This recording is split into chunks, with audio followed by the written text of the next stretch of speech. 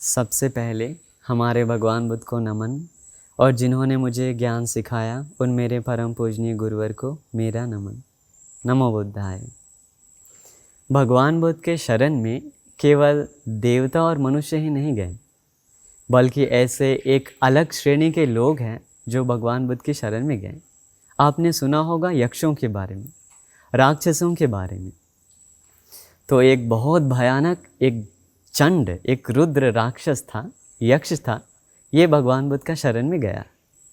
तो आज मैं जो आपको सूत्र उपदेश बताने जा रहा हूँ, ये इधर उधर से नहीं बल्कि त्रिपिटक से, जो संयुक्त निकाय का एक ग्रंथ है, उसी ग्रंथ से आपको बता रहा हूँ।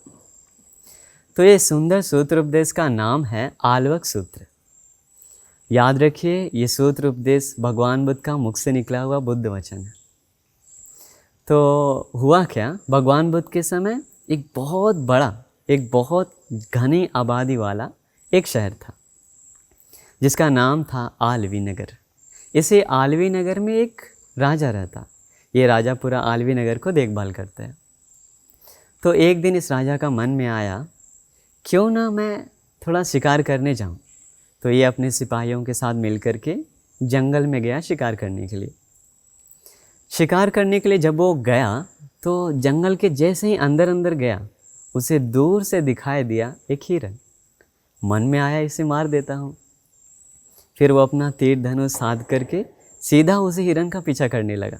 दौड़ते दौड़ते अंदर तक गया। अभी अकेले दौड़ते रहने के कारण वो जंगल के अंदर, घने जंगल के अंदर तक पहुँच गया। बाकी जो सिपाही लोग हैं वो लोग बाहर हैं।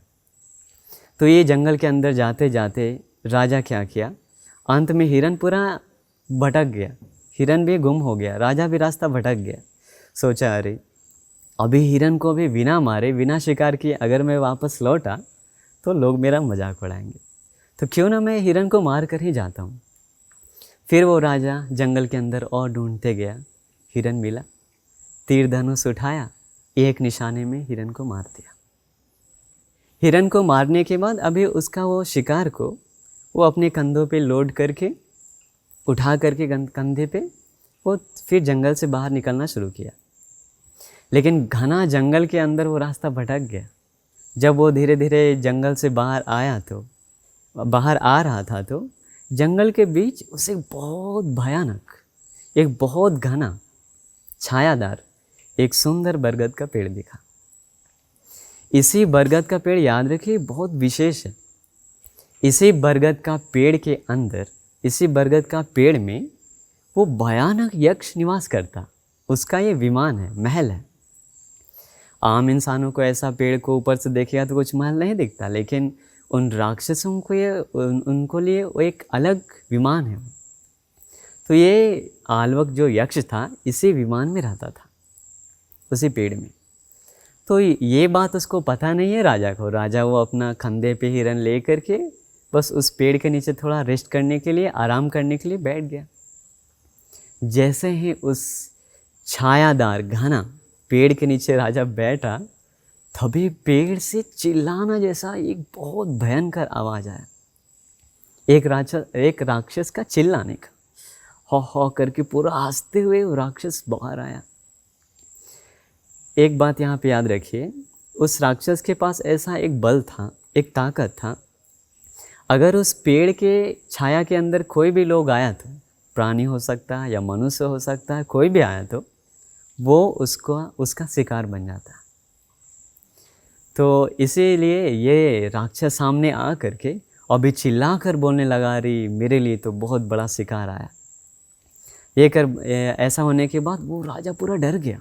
राजा को अपनी आंखों से सामने वो दिखाई दिया राक्षस, पूरा भयानक चेहरा है। वो देख करके राजा पूरा गिड़गिड़ाने लगा, अरे मुझे छोड़ दीजिए, मुझे छोड़ दीजिए, मेरा जीवन दान दीजिए। ऐसा बोलने के बाद भी वो बोलता है आल्वक यक्ष, नहीं नहीं, मैं तुम्हें नहीं छोड़ने वाला। तुम मेरे अभी पेड़ के अंदर में हो, छाया के अंदर, इसलिए तुम मेरा शिकार है। तुम ही नहीं, तुम और तुम्हारा हिरन, ये सब कुछ मेरा शिकार है। राजा डर डर करके बोलने लगा, हे यक्ष जी, हे देवता जी, आप कृपा करके आप ये हिरन को ले लीजिए, मेरे को छोड़ दीजिए। अगर आप मेरे को छोड़ देंगे तो मैं रोज़ आपके लिए एक बलि भेजूंगा। देखिए बिना सोचे समझे कैसे वो राजा डर के मारे एक बड़ा निर्णय ले लिया, उसको भी ये बात पता नहीं। वो सीधा बताया आप हमें छोड़ देंगे तो हम रोज आपके लिए एक एक बलि भेजेंगे। यक्ष और खुश हुआ, सोचा अरे कितना अच्छा, रोज अगर मेरे लिए एक एक बलि आएगा तो फिर अलग से कुछ मेहनत करने का ज़रूरत नहीं है। वो यक्ष मनुष्य मांस खाने वाला, खून पीने वाला, लोगों को बहुत सताने वाला है। तो ऐसा करके वो आलवक यक्ष खुश हो गया। खुश होने के बाद राजा को बताया ठीक है मैं तुम्हें छोड़ देता हूँ, तुम जाओ यहाँ से, लेकिन मेरा बात याद रखना, अगर तुम ये अपना वादा पूरा नहीं किए तो इसका बदला मैं लूँगा। राजा का शरीर से पूरा पसीना बहने लगा। पसीना बहते बहते वो डर के मारे वहाँ से दौड़ते हुए निकला, हिरण को भी छोड़कर। जब वो जंगल से धीरे धीरे बाहर निकला तो बाहर सिपाही लोग, सैनिक लोग इंतज़ार में था। पूछा महाराज आप बहुत थके थके से लग रहे हैं, हिरण मिला नहीं क्या? आप बहुत अजीब सा लग रहा है आपका चेहरा। राजा कुछ नहीं बोला, डर के मारे बिल्कुल चुप है। चुप होकर के वो सीधा महल में गया। शाम हो चुका था, रात हो चुका था।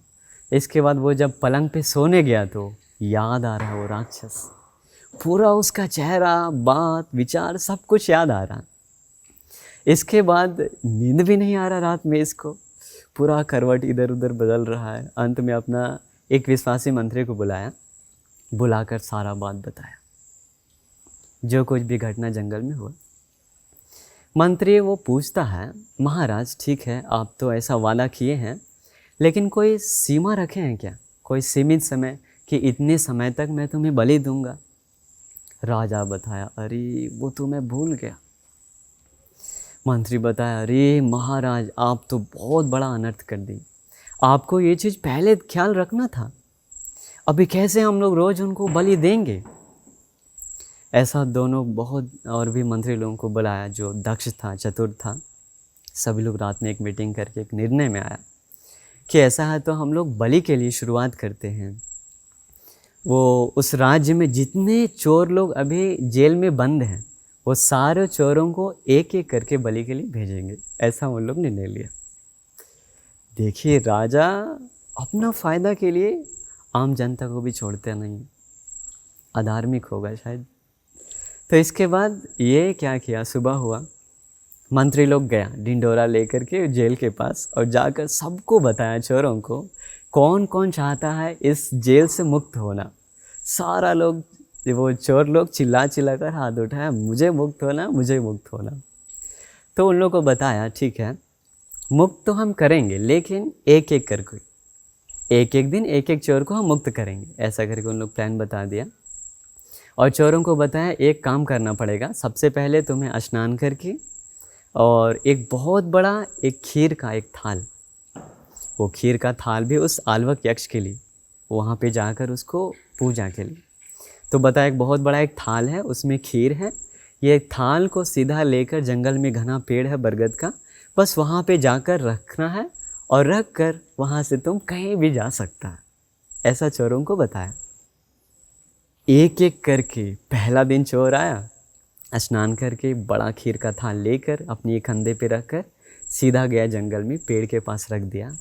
आलवक यक्ष आया, चिल्ला चिल्ला कर वो हा हा करते हुए आ करके वो खीर भी निगल लिया और जो चोर गया था उसको भी उठाकर उसका सर को तोड़कर उसको पूरा अपना भक्षण कर लिया। ऐसा था उसका स्वभाव, खून पीने वाला।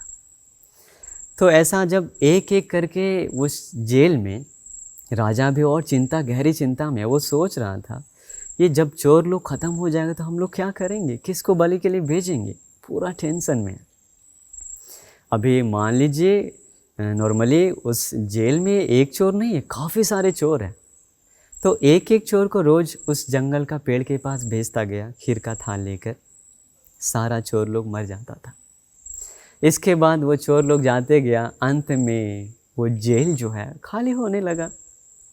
राजा मंत्री बात करने लगा अभी हम लोग कैसे बलि पूजा करेंगे।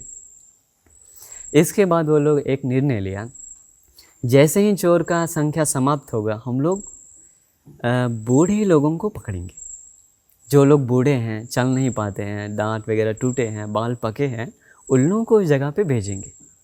तो गांव का लोग भी बहुत चतुर था, उस राज्य का लोग, वो लोग भी समझ गया चोरों को एक एक करके छोड़ रहा है तो इसका मतलब कोई ना कोई लफड़ा जरूर है। गांव वालों को पता चल गया ये बलि के लिए भेज रहा है लोगों को। सारे गांव का लोग, राज्य का लोग, कोई भी दुष्कर्म करना छोड़ दिया। दुष्कर्म छोड़ने के कारण पूरा जेल में कोई वापस आ नहीं रहा, सारे लोग खाली हो गया। इसलिए ये लोग क्या किया, एक उपाय लगाया राजा मंत्रियों को बोलता है अभी क्या करो, जितने सारे लोग हैं नगर नगर में, राज्य राज्य में, मोड़ मोड़ पे, जगह जगह पे, हर जगह पे वो फैला दो, सोना चांदी हीरा डाल दो। एक व्यक्ति भी अगर उस राजा का वो सामान को उठाया तो वैसा उठाने वालों को तुम लोग जाकर पकड़ लो, सैनिक लोग, और बताओ तुमने चोरी किया। कैसा प्लान है देखिए, गजब है ये, षड्यंत्र इन लोग का एक। इसके बाद ऐसा उठा करके उन लोग को जेल में हम लोग डाल देंगे, फिर उन लोग को बलि के लिए भेजेंगे। अभी राज्य में, नगर में, हर एक जगह वो सोना बिखर दिया, पूरा बिखरा पड़ा है, सोना चांदी हीरा। आदमी लोग समझ रहा है सब कुछ, एक भी उठाने वाला कोई नहीं है। उन लोग समझ गए ये राजा का एक षड्यंत्र है। इसलिए अभी आदमी लोग आते जाते, इधर उधर देखते समय नज़र पड़ता है सोने पे, लेकिन उठाता नहीं है। जहाँ पे नज़र दिखता है वो लोग सीधा उसको उछल उछल के वहाँ से भाग जाता है, लेता भी नहीं। तो गांव के लोग ऐसे बच गया। फिर मीटिंग किया राजा लोग, तब जा कर के उन लोग प्लान किया ऐसा है तो हम लोग बूढ़े लोगों को लेते हैं। फिर गांव में जा कर के राज्य में बूढ़े बूढ़े लोगों को पकड़ना शुरू किया, ला करके कोठरी में डाल दिया। बाकी जो बूढ़े लोगों को पता चला वो लोग जनपद छोड़कर, राज्य छोड़कर भाग गए। खुश खुश लोग को पकड़ लिया।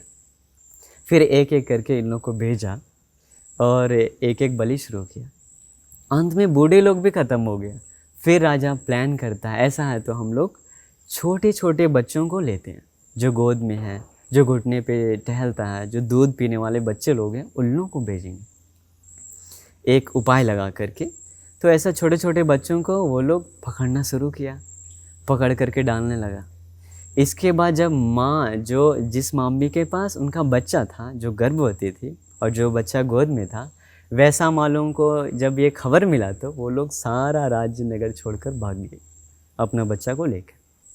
यहाँ तक कि जो गर्भवती महिला थी वो भी उस राज्य को छोड़कर चली गई बहुत दूर। और जब बच्चा बड़ा होता था फिर वापस आती थी। तो ऐसा ये सिलसिला 1 साल, 2 साल, 3 साल नहीं, काफ़ी लंबे समय तक गया। सूत्र उपदेश में आता है करीब 12 साल तक वो राजा वो बलि देना शुरू किया। 12 साल छोटा है क्या, बहुत लंबा समय है। 12 साल तक एक एक मनुष्य को भेजा है उसका बलि के लिए। सोचिए कैसा है। तो ऐसा 12 साल तक भेजने के बाद अंत में राजा बच्चों को ढूंढा ढूंढा, कहीं नहीं कोई बच्चा है। अंत में सिर्फ और सिर्फ एक बच्चा था, उसका अपना बच्चा राजा का। राजा सोचा अब तो कहीं बच्चा मिल नहीं रहा है, इसलिए ऐसा है तो अगला दिन अपना बच्चा को भेजने का प्लान किया। सब कुछ तैयार था, उसका भी एक बच्चा है, गोद का एक बच्चा। तो राजा रोते रोते, ना चाहते हुए भी ऐसा करना पड़ रहा, पहले वादा पूरा किया है ना, तो उसको डर था कहीं वो यक्ष आकर मेरे को ना मार दे। फिर क्या किया, ऐसा सब कुछ प्लान होने के बाद अभी यहाँ पे एक नया चीज़ शुरुआत होता है। हमारे भगवान बुद्ध जी, सर्वज्ञानी, 10 बलधारी तथागत भगवान बुद्ध जी अपने दिव्य नेत्रों से देखे 12 साल से ये एक यक्ष बलि ले रहा है और एक राजा बलि दे रहा, और अगले दिन उस राजा का बेटा का भी बलिदान होने जा रहा। भगवान बुद्ध जी अपने करुणा भरे नेत्र से ये सब कुछ देखकर, अभी याद रखिए जब बलि होता था तो सुबह का समय है, सुबह का समय में वो पूरा ढोल नगाड़े के साथ वो बच्चा को भेजने का प्लान है। भगवान बुद्ध जी शाम में ही ये सब कुछ सारा दृश्य देखकर सीधा निकल जाते हैं आल्वक यक्ष जिस भवन में रहता है वहाँ पे, पेड़ के पास। भगवान बुद्ध जी रात में उधर शाम के समय आने के साथ आल्वक यक्ष उस समय उसे अपना विमान में नहीं रहता, उन दिनों एक यक्षों का सम्मेलन होता है, मीटिंग होता है वो हिमालय पर्वत की तरफ। तो आलवक यक्ष भी उसी सम्मेलन में गया हुआ था। तो उसका एक सिक्योरिटी गार्ड था, एक अंगरक्षक उसका विमान के बाहर। तो उसका नाम था गद्रब। ये गद्रब यक्ष भगवान बुद्ध को देखता है दूर से आते हुए। आने के साथ दूर से ही हाथ जोड़कर बोलता है, भगवान बुद्ध जी आप कृपा करके ये आलवक यक्ष का विमान में, महल में मत आइए। ये आलवक यक्ष बहुत चंडाल है, बहुत रुद्र है, बहुत क्रूर है, वो आप आएंगे तो आपको कष्ट पहुंचाएगा भगवान बुद्ध जी। ऐसा बोलने के बाद भी भगवान बुद्ध उसके बातों पे ध्यान नहीं दिए। भगवान बुद्ध कहते हैं, गद्रब आलवक मुझे कुछ नहीं करेगा। ऐसा दुआरा तिवारा मना करने के बाद भी भगवान बुद्ध उसका विमान में जाकर, वो बहुत बड़ा एक महल है, उसके महल के अंदर एक बहुत सुंदर एक आसन है, कुर्सी। उसी कुर्सी पे भगवान बुद्ध बैठ जाते हैं। रात का समय है।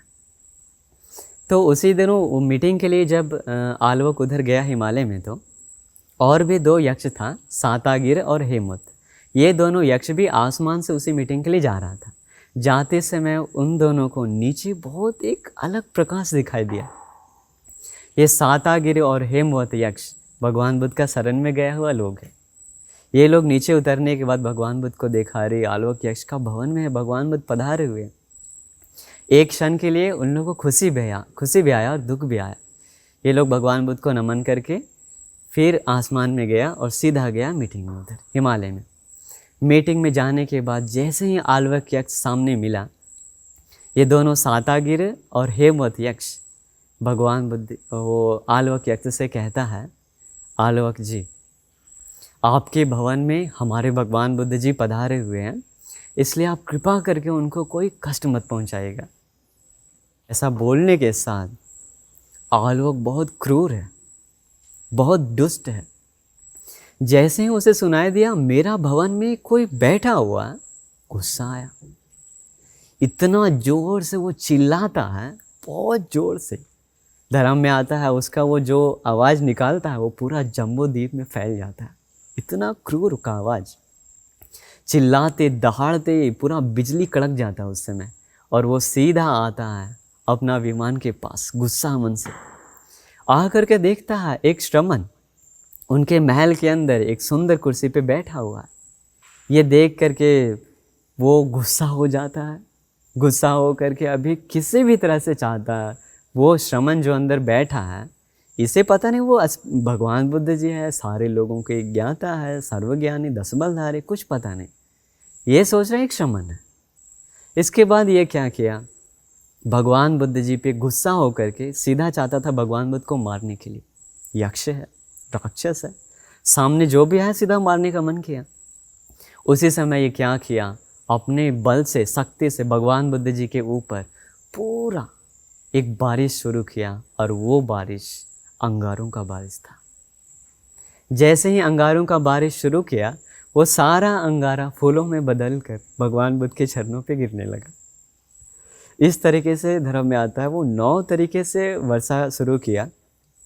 आग का, अंगारों का, राख का, पत्थरों का, रेत का, अलग अलग ऐसा सब कुछ बरसाया, लेकिन सब कुछ फूल में बदल गया। अंत में आलवक यक्ष के पास एक बहुत भयानक एक हथियार था। उसका नाम था दुस्सा आयुध।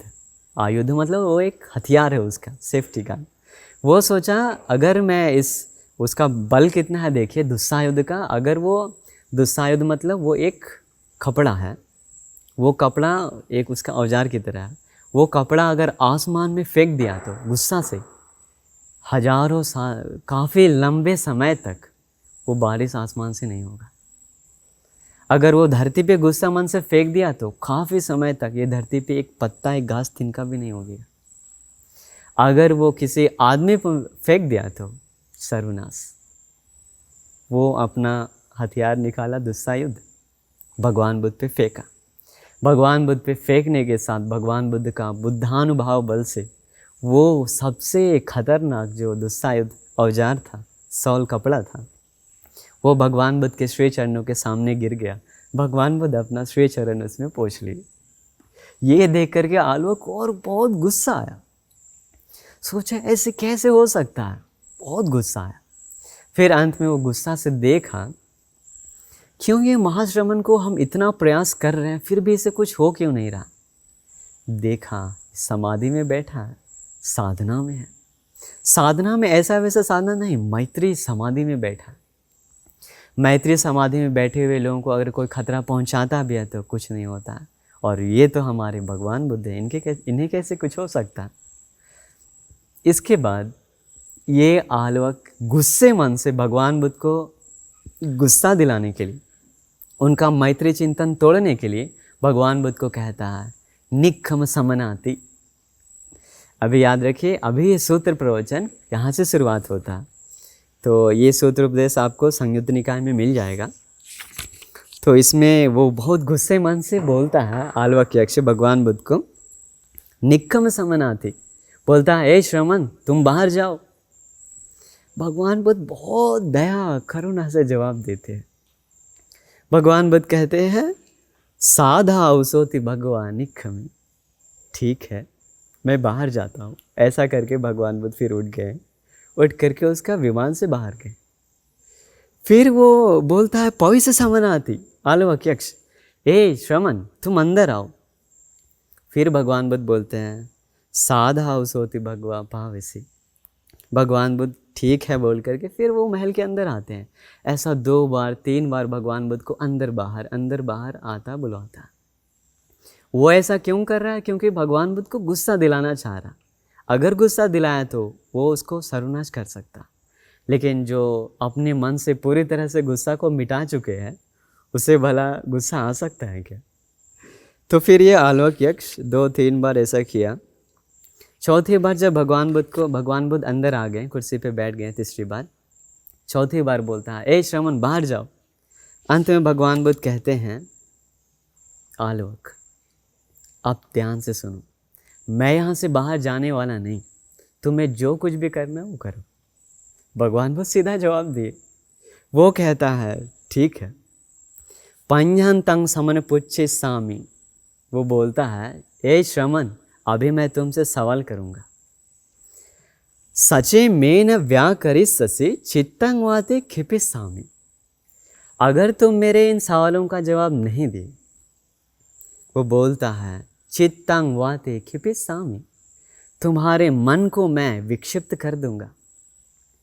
देखिए यक्षों के पास ऐसा बल है, शक्ति है, पावर है, वो लोग किसी का मन को विक्षिप्त कर सकता है। इसलिए वो बोल रहा है तुम्हारे मन को मैं विक्षिप्त कर दूंगा। हृदयंग वाते फाले सामी, मैं तुम्हारे हृदय को चीर डालूंगा। पादेश हुआ गहे त्वा पार गंगाएं के सामी थे, अगर तुम मेरे इन सवालों का जवाब नहीं दिए तो तुम्हारे पैर को पकड़ के ऐसे गोल से घुमाकर गंगा नदी के पार फेंक दूंगा। गुस्सा मन से बोल रहा है। अभी आलवक के पास कुछ सवाल है, उसका ऐसा अधिकार है, अगर इन सवालों का कोई सही जवाब दे दिया तो वो उसको छोड़ देता है, कुछ नहीं करता है। लेकिन आज तक इससे कोई भी सही जवाब नहीं दिया। जितना भी लोग इस बरगद के पेड़ के नीचे आया, सारा लोग इसका शिकार ही बन करके गया। एक व्यक्ति भी आज तक उसका इन सवालों का जवाब नहीं दिया। यक्ष है, दैत्य है, राक्षस है, लेकिन उनका इन सवालों को सुनकर आप भी चौंक जाएंगे, अरे इतना सुंदर सवाल कैसे उसका मन में आया। तो ये जो सवाल अभी मैं आपको बताऊंगा, सवाल जवाब है ये। तो ये सवाल वो आलवक यक्ष अपने माँ पिताजी से सीखा। बहुत समय पहले से काश्यप भगवान बुद्ध के शासन से उसके मन में ये सवाल आ रहा था, तो वो अपने मम्मी पापा से सीख करके ये सवाल जानता है। तो उसी ये सवाल का जवाब ढूंढने के लिए हर व्यक्ति से पूछता है, लेकिन अंत में कोई दे नहीं पाता। तो आज इसलिए भगवान बुद्ध को सीधा चुनौती दे रहा, अगर आप मेरे सवालों का जवाब नहीं देंगे तो मैं तुम्हारा मन को विक्षिप्त कर दूंगा, हृदय को चीर डालूंगा, पैर पकड़ के गंगा नदी के पार फेंक दूंगा। ऐसा तभी हमारे भगवान बुद्ध कहते हैं न ख्वाहंतंग आवसो पस्सामी सदैव के लोके समार के सब ब्रह्म के सत्समन ब्राह्मणिया पजाए सदैव मनुष्य। भगवान बुद्ध बड़ा सुंदर कहते हैं आलवक, मैं पूरे ब्रह्मांड में, पूरे विश्व में ऐसा कोई व्यक्ति को नहीं देखता, ऐसा कोई भी नहीं है, ना कोई देवता, ना कोई मनुष्य, ना कोई और व्यक्ति ऐसा है जो मेरा हृदय को चीर सके, मेरा मन को विक्षिप्त कर सके, मेरा पैर को पकड़कर कोई गंगा नदी के पार फेंक सके, ऐसा मैं किसी को देखता नहीं, भगवान बुद्ध बताए। लेकिन फिर भगवान बुद्ध कहते हैं अपिचत्वं आवुसो पुच्छ यदा कंकसी थी। ठीक है, लेकिन तुम्हारे पास जो सवाल है वो सवाल मुझसे पूछो, मैं जवाब दूंगा। ऐसा बोल करके उसी समय ये आलवक यक्ष भगवान बुद्ध से बहुत सुंदर सवाल, आप ये सुनेंगे तो आपको भी बहुत विस्मित लगेगा। याद रखिए, ये सवाल बहुत सुंदर है, आप याद रखिए। तो सबसे पहला सवाल में उसको आता है ये, वो पूछता है, बहुत गुस्सा है उसका मन में, वो पूछता है खिंसोध वित्तांग पुरी सस्य सेठ्ठांग खिंसो सुचिन्नो सुखमावहाति खिंसो हवे साधु तरंग रसानंग कथंग जीविंग जीवित माहो सेठ्ठांति।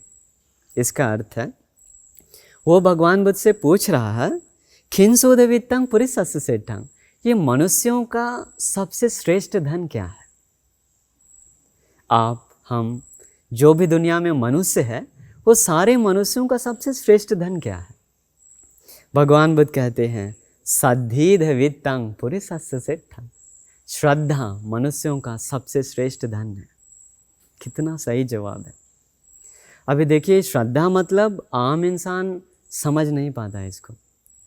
श्रद्धा मतलब यहाँ भगवान बुद्ध कहते हैं जो व्यक्ति भगवान बुद्ध जी की बातों पे विश्वास करता, वो जो ज्ञान पाए हैं उनके ज्ञान पे जो विश्वास करता, उनके बुद्ध वचन पे जो विश्वास करता, वो उसका श्रद्धा है। तो आजकल ज़्यादातर लोगों को श्रद्धा नहीं है। श्रद्धा बहुत सारे लोग दिखाने के लिए करते हैं, लेकिन भगवान बुद्ध बताएं अगर किसी का हृदय में अटल श्रद्धा आ गया तो वो धर्म के रास्ता पे पहला कदम रख दिया। वैसा श्रद्धा सिर्फ और सिर्फ श्रोतापन व्यक्तियों का मन में आता। तो ऐसा बोलने के साथ वो बहुत खुश हो गया, वो आलवक यक्ष, और भी पूछते गया। दूसरा सवाल था उसका, ये खिंसो सुचिन्नो सुखमा वहाती, कैसे मनुष्यों को सुख मिलता है? अगर जीवन में किसी को सुख चाहिए तो आप ध्यान से सुनिए, ये सवाल आपके लिए भी बहुत बढ़िया है। अगर जीवन में किसी को सुख चाहिए तो कैसे वो सुख को पा सकता? भगवान बुद्ध कहते हैं धम्मो सुचिन्नो सुखमा वहाती, अगर कोई व्यक्ति धर्म का आचरण करेगा तो उसका जीवन में सुख ही सुख आता है। ये धर्म कुछ और नहीं है। अगर आप पंचशील का पालन कर रहे हैं तो वो धर्म आपका जीवन में सुख ला कर देगा। अगर आप अधर्म कर रहे हैं तो वो जीवन में आपको दुख ही दुख ला करके देगा, क्योंकि ये बुद्ध वचन है, भगवान बुद्ध का जवाब है, कभी गलत नहीं होता। इसलिए जब तक आप देखे भी होंगे, अगर कोई व्यक्ति धार्मिक ढंग से जी रहा है तो उसका जीवन में सुख आता है, ज़रूर है ऐसा। और कभी कभी हम लोग भी ऐसा करते हैं, कुछ पुण्य किए तो, कुछ धर्म का काम किए तो थोड़ा देर बैठने के बाद मन में बहुत खुशी आता है, याद करने पे, अरे आज हम कितना सुंदर पुण्य किए, कितना श्रद्धा मन से आज हम भगवान बुद्ध को नमन किए, संघ को दान दिए। ऐसा अपना पुण्य कर्म को याद करके मन में खुशी आता है। वो खुशी हमारे अंदर बहुत सुख ला करके देता है। तो इसलिए जो भगवान बुद्ध बताएं, धर्म का आचरण करने से जीवन में सुख ही सुख आता है। उसका सवाल था फिर है खिंसु हवे साधु तरंग रसानन, ये दुनिया में सबसे मीठा रस क्या है? दुनिया में बहुत अलग अलग स्वाद हैं, वो सारे स्वादों में सबसे स्वादिष्ट रस किसका है? भगवान बुद्ध बड़ा सुंदर जवाब दिए। भगवान बुद्ध कहते हैं सच्चंग हवे साधु तरंग रसानन, सत्य सभी स्वादों में सबसे मीठा, सबसे रसीला। आजकल दुनिया क्या बोलता है देखिए, कोई कोई लोग बोलता है सत्य कड़वा होता है, वो लोग नहीं जानता है सत्य कितना मीठा है। हाँ, सत्य कड़वा हो सकता है कड़वे लोगों के लिए शायद, लेकिन जो सत्य को प्रेम करता है, जो सत्य के साथ जीता है, उन लोगों के लिए सत्य बहुत मीठा होता है। इसलिए भगवान बुद्ध कह रहे हैं दुनिया में जो भी रस है, सारे रसों में सत्य का रस बहुत मीठा। इसके बाद उसका सवाल था कथंग जीविंग जीवित माहु सेठ्ठन्ति, कैसा जीवन जीने से एक श्रेष्ठ जीवन होता? कौन सा जीवन श्रेष्ठ जीवन होता? भगवान बुद्ध बताएं पඤ्ञा जीविंग जीवित माहु सेठ्ठन्ति, एक प्रज्ञावान जीवन जीना। भगवान बुद्ध जी जिस तरीके से बताए हैं उस तरीके से सोच विचार करके कुछ करना, वो एक प्रज्ञावान लोगों का जीवन है। अगर बुद्धवाणी के अनुसार कोई जीवन जी रहा है तो उसका प्रज्ञा जागृत होता, प्रज्ञा बढ़ता। भगवान बुद्ध बताएं, प्रज्ञा अगर किसी का जीवन में आ गया तो वो प्रज्ञा के कारण उसका जीवन श्रेष्ठ हो जाता है। कितना सत्य है। देखिए, आज के लोगों के पास प्रज्ञा नहीं है। बहुत सारे लोग प्रज्ञा मतलब सोचता है अगर अच्छा से कुछ बोल रहा है तो उसके पास प्रज्ञा, अच्छा से कुछ टैलेंट दिखा रहा है तो उसके पास प्रज्ञा। वो प्रज्ञा असल प्रज्ञा नहीं है, वो तो एक कला मात्र है। लेकिन असल प्रज्ञा है भगवान बुद्ध का ज्ञान के अनुसार अगर कोई चिंतन करता है वो। फिर उसका सवाल था, अभी धीरे धीरे जो आलवक यक्ष है उसका ये जवाब मिलने के साथ मन थोड़ा थोड़ा पिघल रहा है। और सवाल किया, कथं सुतरति योगं कथं सुतरति अन्यवां कथं सु दुःखं अच्छेति कथं सु परिशुध्यते। वो पूछता है, भगवान बुद्ध जी कैसे ये हम लोग ये बाढ़ को तैर सकते हैं। यहाँ बाढ़ बोला गया है, ये जो जन्म मरण का, जन्म मृत्यु का बाढ़ है, इस बाढ़ को हम कैसे तैर सकते हैं। देखिए कितना गहरा सवाल पूछ रहा है। फिर पूछ रहा है ये संसार सागर को हम कैसे तैर सकते हैं, और जीवन में आने वाला जो दुख है ये दुख को हम कैसे मिटा सकते हैं, और अपने आप को कैसे शुद्ध कर सकते हैं। भगवान बुद्ध बड़ा सुंदर जवाब दिए।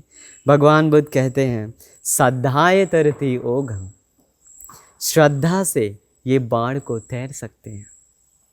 श्रद्धा मतलब याद रखिए भगवान बुद्ध के प्रति अटल श्रद्धा, विश्वास, उनकी बातों को वो मानता है।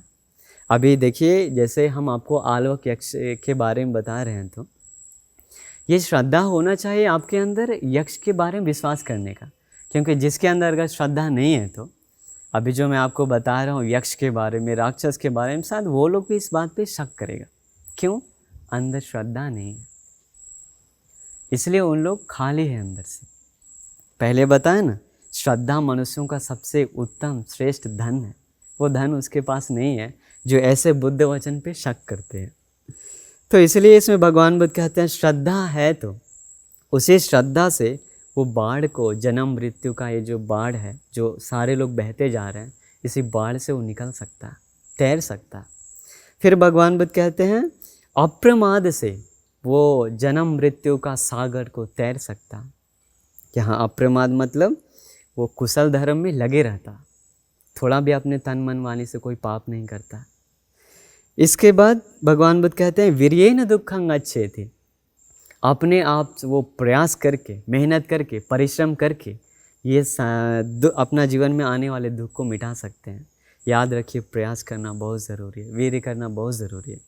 धर्म हम लोग भी सुनते हैं, आप लोग भी सुनते हैं, लेकिन धर्म सुन करके केवल मात्र से रह गया तो, अभ्यास नहीं किया तो, परिश्रम नहीं किया तो जीवन में दुख कम नहीं होता। फिर भगवान बुद्ध कहते हैं अगर कोई शुद्ध होना चाहता है तो प्रज्ञा से वो शुद्ध होता है। देखिए ये बात भी कितना सत्य है। आजकल हम लोग शुद्ध के बारे में बात करते हैं तो, साफ़ सुथरा के बारे में बात करते हैं तो ये शरीर, घर द्वार, अपना गाड़ी सब कुछ साफ़ सुथरा कर लेते हैं, लेकिन असल में जो अपने मन को साफ़ सुथरा करना है, मन को धोना है, उसे कैसा धोया जाए वो पता नहीं बहुत सारे लोगों को। तो इसमें भगवान बुद्ध बताए हैं प्रज्ञा से किसी का जीवन साफ होता है, प्रज्ञा से किसी का जीवन सुंदर होता है। इसलिए आप भी अपना जीवन को प्रज्ञा से सुंदर करने के लिए अभ्यास करिए। फिर वो सवाल करता है कथं सुलभते पඤ्ඤं कथं सुविन्दते धनं कथं सुकीर्तिं पप्पोति कथं मित्तानि गन्थति। वो पूछता है भगवान बुद्ध जी अगर ये प्रज्ञा को पाना है तो प्रज्ञा कैसे पा सकते हैं। बड़ा सुंदर जवाब है। प्रज्ञा के बारे में इतना चर्चा हो रहा है तो प्रज्ञा को जगाएंगे कैसे, प्राप्त कैसे करेंगे। तो भगवान बुद्ध कहते हैं श्रद्धहानो अर्हतं धम्मं निब्बानपत्त्या सुसुसालभते पඤ्ඤं अपमतो विचक्षणो। श्रद्धा मन से, अपने ज्ञान के साथ, पूरे होशो हवास के साथ, श्रद्धा मन से अरहंतों का वचन को ध्यान से सुनना चाहिए। अरहंतों का वचन को ध्यान से अगर कोई सुनता है तो उसके अंदर प्रज्ञा जागृत होता है। देखिए कितना सत्य बात है ये। आजकल ज़्यादातर लोग अरहंतों का वाणी सुनना पसंद नहीं, इसलिए वो अपना घमंड में आकर जो कुछ भी अपना मन में आता है वो दूसरों को बताने जाता है। खुद को बड़ा अरहंत सोचता है, लेकिन पता नहीं वो एक प्रज्ञाहीन व्यक्ति है। इसलिए अगर आपको प्रज्ञा जगाना है तो याद रखिए, इसलिए हमारे गुरु ग्रंथि हमें बताएं, प्रवचन में भी देना है तो अरहंत वाणी होना चाहिए, बुद्ध वाणी होना चाहिए। बड़ा सुंदर चीज़ है। गुरु ग्रंथि हमें मना करते हैं हम लोगों को, कभी भी अपना मन का बात बताने मत जाओ। अपना मन का बात बताने भी गया तो ऐसे लोगों को सुनने से कोई फ़ायदा नहीं, अपना क्लेश बढ़ता है, सुनने वालों का मन भी खराब होता है।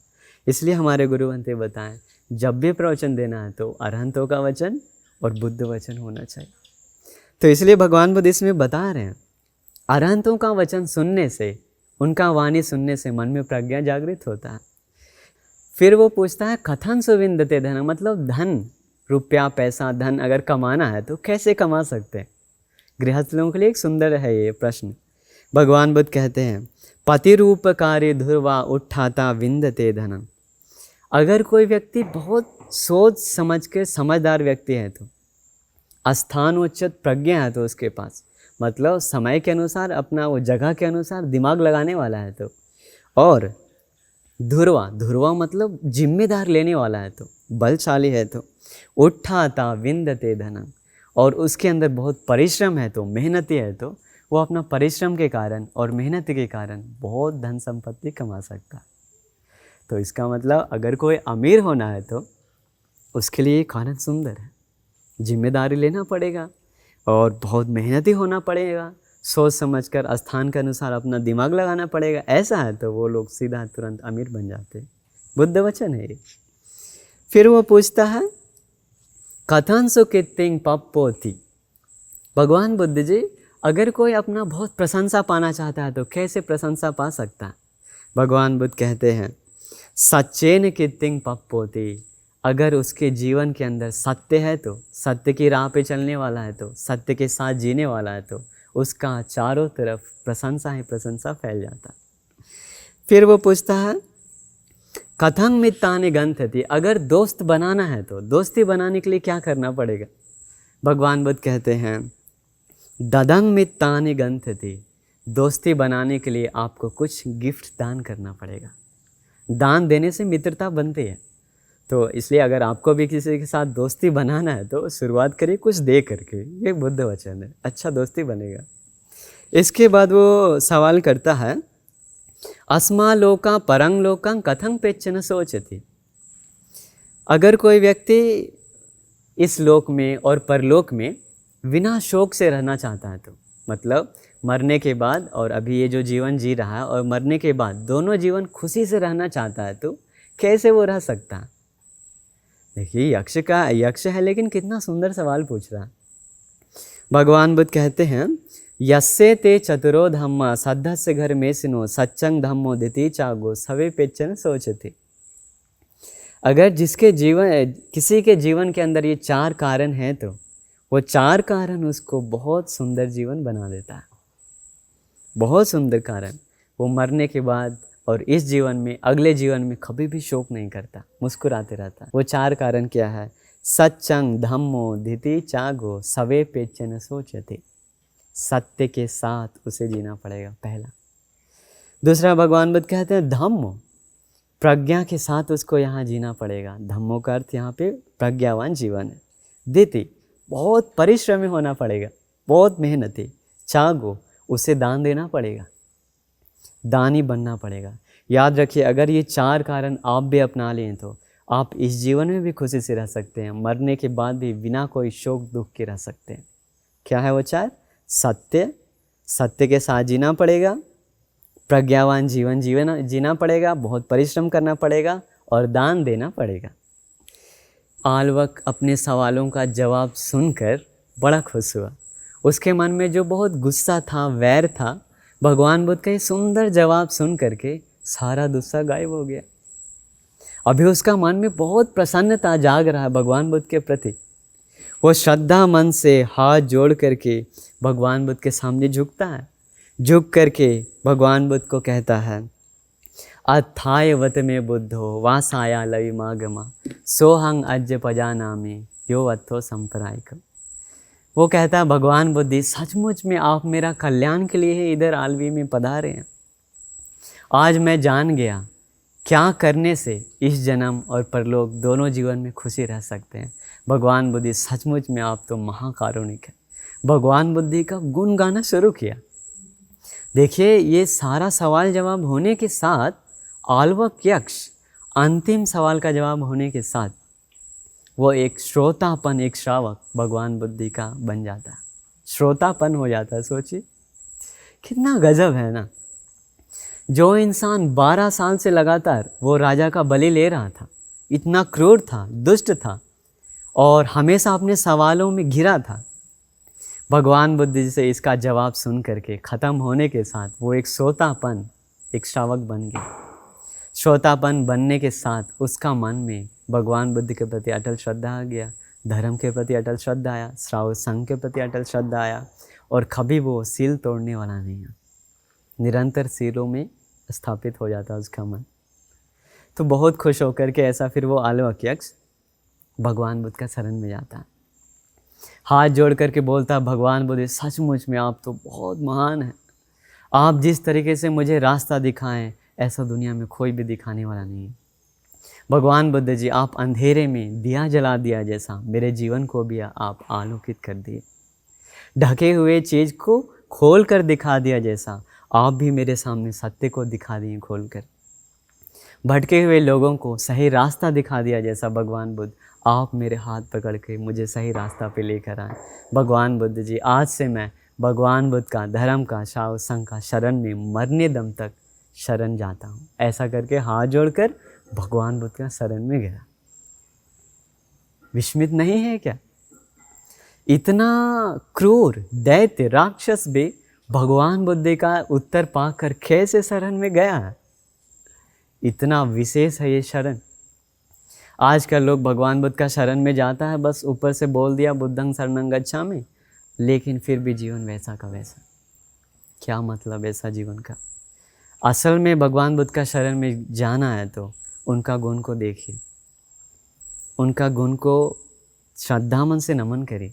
नहीं तो आजकल ऐसा लोग मिलना मुश्किल है। आजकल ऊपर से श्रद्धा दिखाने वाले लोग मिलेगा, लेकिन अंदर से जो श्रद्धा होना चाहिए वो श्रद्धा नहीं मिलेगा। इसलिए मैं आपको बता रहा हूँ, आप अपने अंदर भगवान बुद्ध के प्रति श्रद्धा जगाइए, क्योंकि बड़े बड़े ऐसा एक यक्ष नहीं, ऐसा काफ़ी यक्ष लोग आकर भगवान बुद्ध का शरण में गया है। उसमें हम अभी आपको एक बताएं।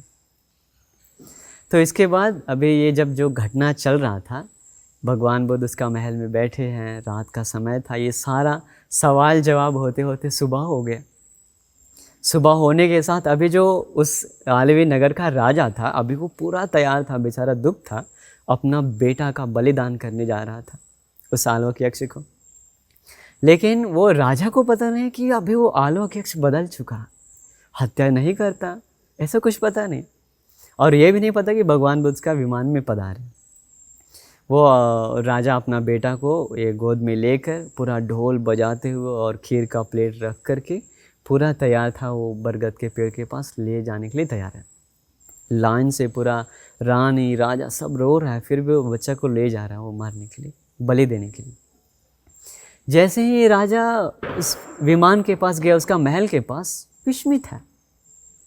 पहले जो आलवक यक्ष था, अभी वहाँ पे सामने भगवान बुद्ध दिख रहे हैं। आलवक यक्ष हाथ जोड़कर भगवान बुद्ध के सामने झुका है, विस्मित हो गया। फिर भी ये राजा जाकर बताया, आलवक यक्ष एक सैनिक, वो जो राजा था अपना बेटा को एक सैनिक का हाथ में दिया और वो सैनिक वो उस बेटा को लेकर के आलवक यक्ष का हाथ में दिया, ये आपका शिकार है, बलि है। ऐसा देने के बाद अभी आलवक यक्ष को तो एक घृणा सा लगा, बहुत खराब लगा। अभी सोतापन श्रावक है ना, हत्या कैसे कर सकता है? वो बच्चा को देखा, चूमा, चूम करके वो अपने हाथों से आलवक यक्ष वो छोटा सा मासूम बच्चा को भगवान बुद्ध का हाथ में दिया, गोद में। भगवान बुद्ध वो बच्चा को अपने हाथ में स्वीकार करके वापस भगवान बुद्ध जी राजा को कहते हैं, महाराज ये बच्चा भविष्य में एक अद्वितीय पुरुष बनने वाला, इसलिए आप ही ये बच्चा को स्वीकार करिए और जब ये बड़ा होगा तो इसको ख्याल रखेंगे हम लोग। फिर वो भगवान बुद्ध ही वो बच्चा को उसे वो मंत्री का हाथ में दे दिया, मंत्री फिर वापस राजा का हाथ में दे दिया। तो हाथ हाथ से गुजरने के कारण वो छोटा सा बच्चा का नाम पड़ गया हत्थ आलवक। हत्थ आलवक। बाद में वो लड़का बड़ा होता है। बड़ा होने के बाद फिर वो उसे बताया जाता है कि तुम्हारा जीवन भगवान बुद्ध के कारण ही बचा है।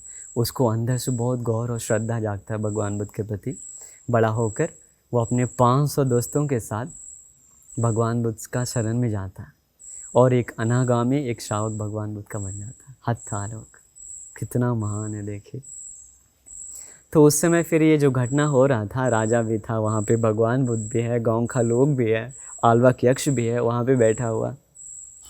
तो भगवान बुद्ध फिर आलवक दमन करके उसको शांत करके, अभी वो एक शीलवान व्यक्ति बन गया ना, वो राक्षस। फिर भगवान बुद्ध वहाँ से चले जाते हैं। जाने के बाद फिर जब गांव में पिंडपात के लिए जाते हैं, तो पिंडपात जाने के बाद राजा, गांव का लोग, सारा लोग घेर लेता। घेर कर पूछता, भगवान बुद्ध जी इतना दुष्ट रुद्र एक भयानक राक्षस को आप कैसे सुधार दें? भगवान बुद्ध सारा जो रात भर सब कुछ हुआ सब कुछ बताएं। 9 प्रकार का वर्षा किया, जो सवाल किया, जवाब किया, सब कुछ भगवान बुद्ध बताएं। वो उपदेश भी वापस भगवान बुद्ध सारे लोगों को बताएं। धर्म में आता है उस समय देवता, मनुष्य, सारे लोग वो वापस दूसरा बार प्रवचन सुनने के लिए आया हुआ था। 84,000 लोगों से भी ज़्यादा वहाँ पे आया। भगवान बुद्ध वापस वही प्रवचन सारे लोगों को दिए और सारे लोग मार्ग फल को प्राप्त किया, ये आलवक सूत्र सुन करके। कितना गजब है। कैसे देखिए पुण्य जागता है, कैसे पुण्य जागता है। 84,000 से भी ज़्यादा लोग मार्ग फल को प्राप्त किया, मतलब ये कोई बड़ी बात नहीं है क्या? 84,000। फिर भगवान बुद्ध उन लोगों को धर्म प्रवचन देकर फिर अपनी जगह पे चले जाते हैं। और उस दिन से वो आलवक यक्ष भगवान बुद्ध का शरण में गया हुआ एक शीलवान उपासक बन जाता है। तो उसके बाद वो फिर बलि वगैरह लेना छोड़ देता है, हत्या नहीं कर सकता है ना। फिर लोग उस आलवक यक्ष को फूल से, धूप से मान सम्मान करके उनको पूजा सत्कार दिया है। तो भगवान बुद्ध भी उसको मना नहीं करने के। गांव का लोग आलवक यक्ष को फूल वगैरह से पूजा करता था, लेकिन बलि नहीं दिया क्योंकि अब वो शीलवान बन गया है। तो ये अभी जो हम आपको बताएं, ये उपदेश का नाम था आलवक सूत्र। तो ये सूत्र उपदेश आप याद रखिए, बहुत विशेष है ये सूत्र। इस सूत्र उपदेश में जो सवाल जवाब मिला है ये बहुत सुंदर, आप भी इसको याद करिए और इस सूत्र उपदेश को याद करके भगवान बुद्ध के प्रति और श्रद्धा को जगाइए। धर्म की रास्ता पे चलने के लिए मेहनत के लिए और सत्य के साथ हमेशा जीवन जिए। कभी भी आपका जीवन में कोई दुख नहीं आएगा। तो हम भी आपको आशीर्वाद करते हैं, आपको भी अपना जीवन में सत्य के साथ निरंतर रह करके, सत्य की राह पे चलकर आपका जीवन को सुंदरमय और खुशीमय बनाने का दुर्लभ भाग्य मिल जाए। नमो बुद्धाय।